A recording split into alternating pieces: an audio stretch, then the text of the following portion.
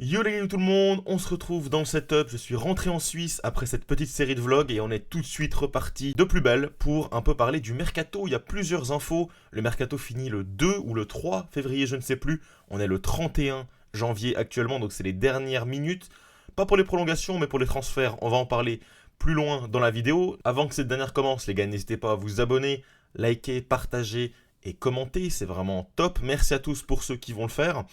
Bon, on va parler un peu du Barça, de mon club, avec des prolongations de contrats qui me réjouissent beaucoup. Pedri et Gavi. Gavi ici qu'on voit à l'image, 2030, ça fait 5 ans de contrat supplémentaire, quasiment 5 ans et demi même, hein, parce que c'est à l'été 2030. Donc parfait, franchement on sécurise deux jeunes très très prometteurs. Gavi qui a quand même peu joué, j'ai regardé ses stats parce que ça m'intéressait de voir un peu son temps de jeu sur les dernières saisons. Et quand on regarde ça, bon alors bien sûr, 23-24, il y a eu sa terrible blessure des croisés où ben voilà, c'était fin de saison avec l'équipe nationale. Il s'est blessé, je crois que c'était en novembre. Ouais, début novembre ici, mi-novembre, début même novembre, lors de la trêve internationale. Il s'est blessé, on l'a plus revu des terrains. Et puis cette saison, donc, il est revenu. Ouais, c'était en octobre. Mais voilà, on l'a pas encore véritablement en tant que titulaire indiscutable. Il a gagné cette Super Copa en tant que titulaire face au Real Madrid. Il avait fait un très très gros match. En Liga, il revient. C'est un peu plus compliqué. Hein, c'est avec cette séquence, avec beaucoup de matchs sans victoire. Il revient néanmoins. Il y a également De Jong qui revient. En tout cas, voilà, c'était quelque chose de prolonger Gavi, mais également Pedri. Pour moi, Pedri est bien sûr au-dessus de Gavi à l'heure actuelle. Pedri, pour moi, c'est le meilleur milieu de terrain au monde, tout simplement. Donc, de le sécuriser, de le protéger, de le bloquer au club, entre guillemets, jusqu'en 2030, c'est franchement un très gros coup de la Porta. Maintenant, à voir son salaire, etc.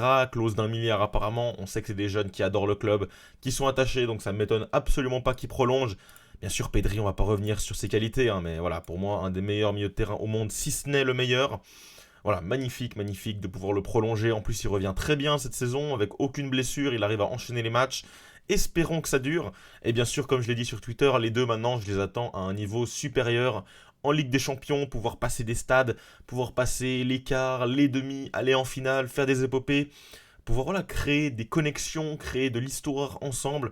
J'attends beaucoup de Pedri et de Gavi sur les prochaines années. Pour parler donc des échéances qui arrivent, hein, du calendrier prochain, bon, t'as Deportivo Alavés, t'as Valence en Coupe du Roi, t'as Séville, le Rayo, l'Espagnol, Las Palmas, Sociedad. Voilà, t'as un calendrier très très favorable et pour moi, tu vas devoir gagner. Tu vas devoir faire que des victoires. En Liga surtout, Deportivo Alavés, c'est victoire, Séville, c'est victoire, Rayo, victoire, Las Palmas, victoire, Sociedad à domicile, victoire. Tu vas devoir enchaîner les victoires. Le Real Madrid a tiré en Ligue des Champions Manchester City. Donc eux, ils vont avoir beaucoup de matchs. Ils ont l'Atlético, ils ont également des matchs compliqués. Bilbao, ils ont City en aller-retour sur la période. Ils vont peut-être perdre des points. Ils vont devoir jouer sur plusieurs tableaux. La Coupe du Roi, la Liga, la Ligue des Champions, c'est compliqué pour eux. Ils ont un effectif en plus court, notamment en défense. Tu vas devoir prendre des points sur cette séquence. Tu vas devoir faire un sans faute. Vraiment là, je vais être pas du tout d'accord avec le Barça si on fait des faux pas. Là, il va falloir gagner, c'est la chance que tu as, c'est maintenant. Et là, la saison, elle n'est pas encore terminée. C'est février, tu peux revenir au score, tu as que 7 points de retard en Liga, que, entre guillemets, c'est pas définitif. Et pour moi, c'est ici que tu vas véritablement creuser ton écart. Quand toi, tu n'as voilà, qu'un huitième à jouer, ça sera début mars, il me semble. Voilà, là, tu vas devoir créer de l'écart, tu vas devoir refaire ton retard sur le Real Madrid. Bon, pour parler un peu de Marseille, parce qu'il y a eu également une actu du côté de la cité phocéenne, avec Amine Gouiri, qui est arrivé ce matin à l'aéroport pour être voilà, le remplaçant d'Eli Wahi au poste de numéro 9. On avait vu que Roberto De Zerbi a demandé un renfort. Il l'a eu, environ 20 millions d'euros. Je trouve que c'est assez cher payé pour un joueur que moi, franchement, je suis pas un grand fan du joueur. À voir maintenant ce qu'il va donner, il faut le relancer. À Rennes, il a eu des fulgurances, il a eu des moments de pic assez énormes. Je me souviens d'un match au Parc des Princes où il met un sale but à Paris. Franchement, il fait parfois des gros matchs. Maintenant, sur la régularité, il va falloir que De Zerbi le fasse progresser à ce niveau-là. Maintenant, voilà, c'est encore un jeune joueur avec du potentiel. Tu peux le mettre facilement en concurrence, tu peux le mettre sur le banc. Je pense qu'il a un ego un peu plus faible que certains. Donc franchement, je trouve que c'est une bonne trouvaille. Maintenant, à voir s'il va s'adapter et si Roberto De Zerbi va pouvoir véritablement l'intégrer. Mais moi, je pense que c'est une de bonne augure pour l'OM. Parce que Eli Wahi est parti, on n'en a pas discuté sur la chaîne, parce que je pense que c'était pendant la période où j'ai un petit peu voyagé. Bon, bah franchement, très bon coup de pouvoir récupérer environ 20-25 millions d'euros sur Eli Wahi, qui est un flop absolu. Il n'a pas réussi à se mettre au niveau du club, il n'a pas réussi voilà, à se faire de cette pression, de cette attente populaire. Il n'a pas réussi. Ça arrive, en tout cas, il est parti en Allemagne. J'espère pour lui que ça va le faire. Et je pense que ça va le faire dans des océans d'espace, avec sa vitesse, avec peut-être une confiance retrouvée, moins de pression. Peut-être qu'il va réussir à s'épanouir. Du côté de l'OM, on a également l'info Brassier. Brassier complètement catastrophique. J'ai bien sûr vu le match face à Nice où il fait des erreurs colossales, où il coûte le match tout simplement. Il coûte le but de Guessant. Ouais, complètement raté. C'était un prêt obligatoire.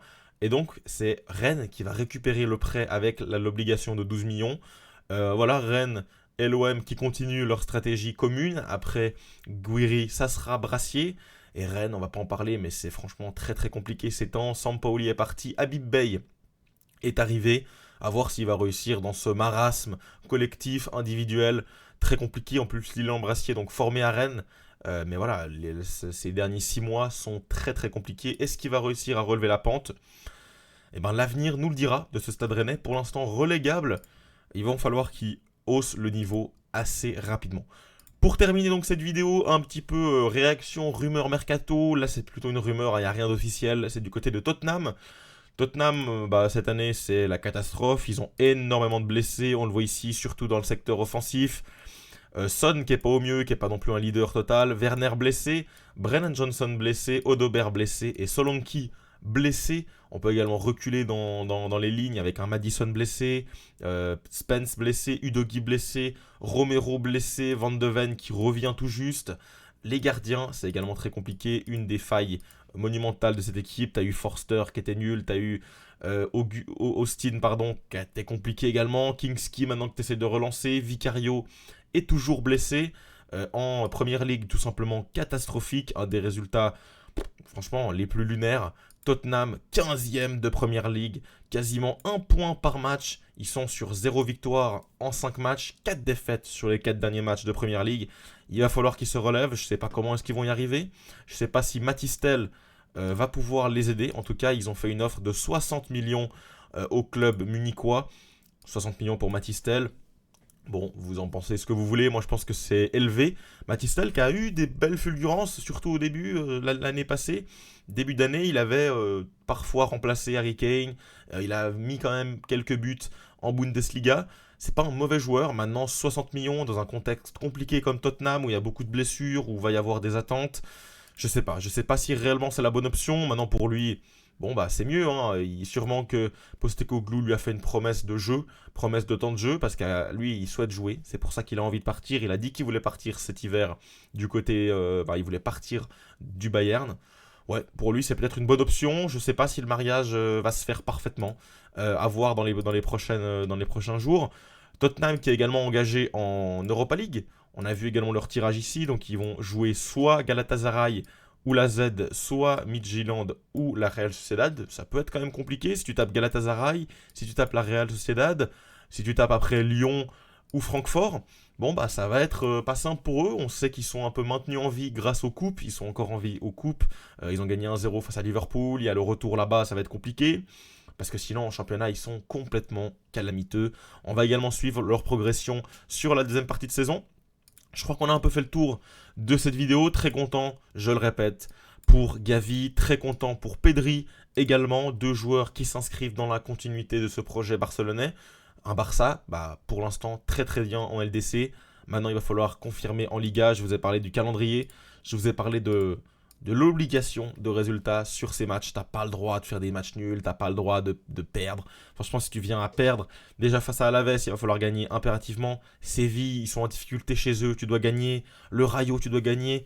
Las Palmas, ouais, franchement, moi je vais être très attentif à la situation de mon club ces prochaines semaines où il va falloir reprendre du terrain sur un Real Madrid qui a un calendrier très chargé.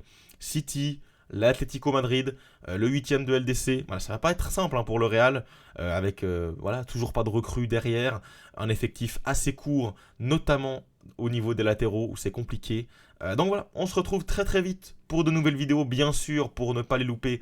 N'hésitez pas à vous abonner, liker, activer la cloche de notification et bien sûr me donner en commentaire vos avis sur ces différentes rumeurs, sur Pedri, sur Gavi, mais également Gouiri et Matistel, des joueurs, un joueur comme Gouiri qui, dès ce week-end, va rencontrer son ancien club, l'Olympique Lyonnais. Ce sera lors de l'Olympico.